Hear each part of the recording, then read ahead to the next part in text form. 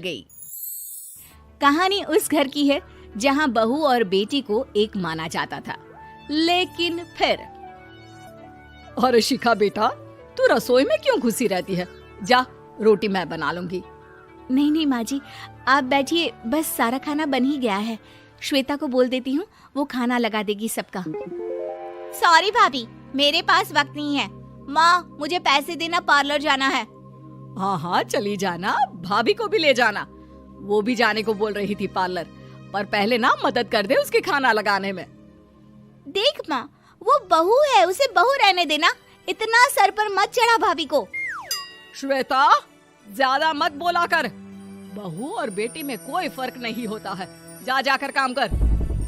ननद को माँ का भाभी से इस तरह प्यार करना बिल्कुल अच्छा नहीं लगता।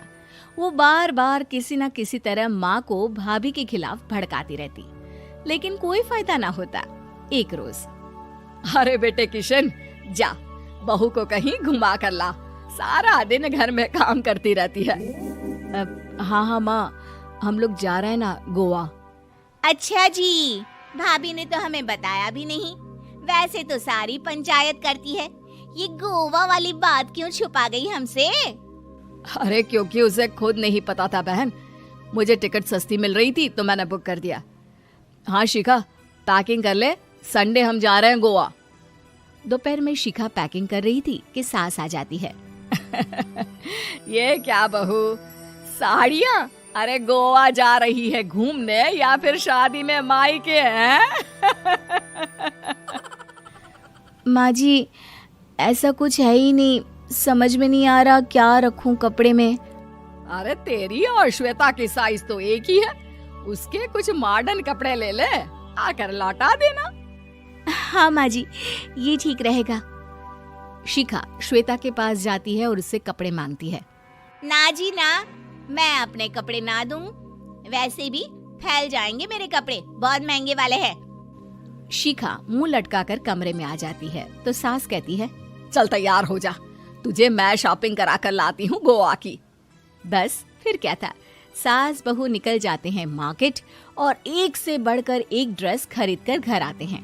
पहले बता देती कि नए कपड़े दिलाने वाली है भाभी को, तो मैं अपने ही दे देती ना भाभी को, मुझे दिला देती नए कपड़े। देख श्वेता, परिवार का मतलब सबके साथ रहना होता है, ना कि सिर्फ अपना सोचना। वैसे भी तुझे अच्छे संस्कार सीखने चाहिए। और रही बात कपड़ों की, तो शिखा, आज से घर पर भी तू मॉडर्न कपड़े ही पहनेगी। कोई जरूरत नहीं है ये साड़ी वाड़ी लपेटने की। अब क्या था, घर पर श्वेता और शिखा एक जैसे रहते। एक बार पड़ोसन आती है। अरे बेटा, अपनी माँ को तो बुलाना जरा, बात करनी है। शिखा सास को बताती है और रसोई में चली जाती है। ये आपकी बेटी बहुत बड़ी हो गई है, इसके लिए एक रिश्ता है, कहो तो बता दूं। ये बेटी नहीं बहू है, घर में सब एक जैसा ही रहता है। वैसे मेरी बेटी भी बड़ी हो गई है, कोई रिश्ता हो तो जरूर बताना। पड़ोसन रिश्ता लेकर उन लोगों के घर आती है। तब श्वेता की होने वाली सास कहती है, तो ये घर है, कितने मंजिल का है? और ये बहू ने आपकी क्या पहन रखा है, जीन्स टॉप? अरे भाई, साड़ी वाड़ी नहीं है क्या इसके पास? देखिए, सर्दी है तो साड़ी में बहू कैसे मैनेज करती, वैसे पहनती है साड़ी भी। देखिए, हम लोग ठहरे पैसे वाले लोग, कोई कमी नहीं है हम लोगों के पास पैसों की, बहुत पैसे हैं, जमीन, नौकर चाकर, कार, सब कुछ है, लेकिन घर में संस्कारी बहू चाहिए। समझ रही हैं ना आप? सास कुछ कहती कि श्वेता बोल पड़ती है, हाय रे, नौकर चाकर से लेकर जमीन, कार, पैसा, हाँ हाँ मुझे रिश्ता मंजूर है मुझे। अरे रुक जा श्वेता, मैं बात कर रही हूँ ना। देखिए, हम लोगों के घर इतनी आजादी नहीं मिलेगी। अरे हाँ कर देना माँ, हाँ कर दे जल्दी से। सास क्या करती, बेटी की शादी ऐसे घर में कर देती है जहाँ ना उनके विचार मिलते हैं और ना ही आचार। शादी के बाद एक रोज फोन पर, श्वेता बेटा, एक बार घर आ जा, बहुत दिल करता है तुझे देखने का। माँ, वो घर पर बहुत काम होता है, कैसे आऊँ? बड़ा घर है, लेकिन आने जाने वालों की लाइन ही लगी रहती है।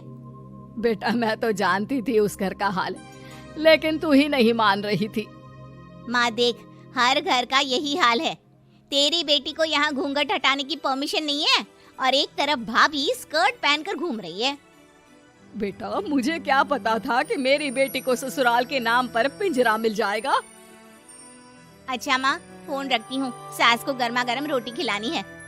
तुम लोगों की तरह नहीं कि एक रोटी बनाओ, एक सब्जी बनाओ, फिर सारा दिन फ्री होकर घूमो। सास फोन तो रख देती है, लेकिन सोच में पड़ जाती है कि एक तरफ बेटी जिसे कोई आजादी नहीं, वहीं दूसरी तरफ बहू जिसे देखकर लगता ही नहीं कि उसकी शादी भी हुई है। अगले रोज। शिखा, अरे ओ शिखा। हाँ माँ, क्या हुआ? कुछ चाहिए आपको? मैं जिम जा रही थी। जिम के कपड़ों में बहू को देखकर सास को घूंघट में अपनी बेटी का ख्याल आता है। देख बहू, घर में बहू की तरह रहा कर। इतने टाइट कपड़े पहनकर जिम जाना पसंद नहीं मुझे। जा जाकर रोटी बना। रोटी? माँ, अभी तो शाम के 6 बजे हैं, इस वक्त रोटी? अब क्या मेरे खाने पीने पर भी पहरा है? अरे जब मर्जी तब मैं अपने घर में खा भी नहीं सकती क्या? बहू को अजीब लगता है। वो समझ नहीं पाती कि जो सास कल तक इतनी सपोर्टिव थी, उन्हें अचानक से क्या हो गया। वो किचन में जाती है, गरम रोटी के साथ 2 तरह की सब्जी, रायता, सलाद सब लेकर सास के पास आती है। माँ जी, खाना। इतना सारा खाना? राक्षस समझा है क्या मुझे? रोटी मांगी थी मैंने गर्मा गर्म बस। पर माँ जी, रोटी खाती किससे आप? सब्जी तो बनानी थी ना। अरे भूख मर गई मेरी तेरी बहस से। जा जाकर काम कर, अंदर पूरी रसोई साफ कर। बहू अंदर चली जाती है। थोड़ी देर में श्वेता घर आती है।